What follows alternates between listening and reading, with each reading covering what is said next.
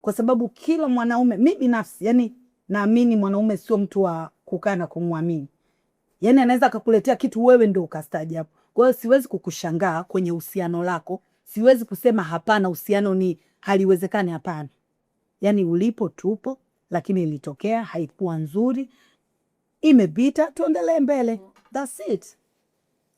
Vipi? Mimi bado na wasiwasi. Kivi? Yani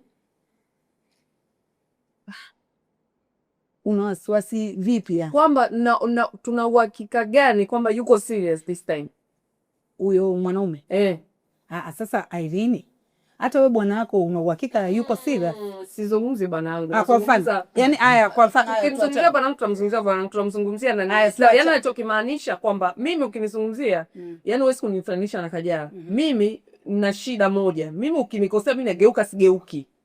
Yani nikifanya hivi nimeenda. Kwa hiyo mimi mtu wangu hata niseme nimfumanie hapo au afanye kitu kikani nani.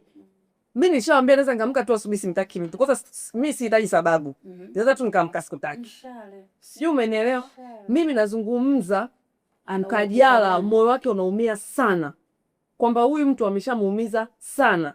Sasa kwa sababu anampenda afanye, yani amue, awe na yani kuwe na kitu ambacho kina mwisho. Yani kwamba bana ishakuwa too much.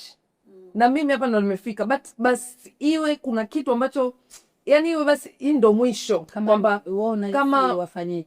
Yani kama amemsamehe, kama umerudiana, basi kuwe ndo mwisho. Yani kwamba yasijitokeze tena. Yani kwamba kama ni ndoa, kama ni nini, yani iwe ina mwisho.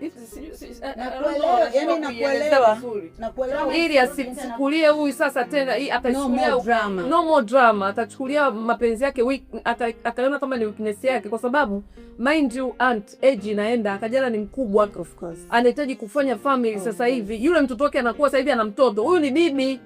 Tunaenda wapi? Hizo drama zinatakiwa zifike mwisho. Hizo drama zinatakiwa fanye Paula sasa hivi. Kwa hiyo inabidi ifike mwisho sasa. Bana mimi nakupenda tutufu. Basi nioe. Si anampenda, si amuoe nini? Shida iko wapi?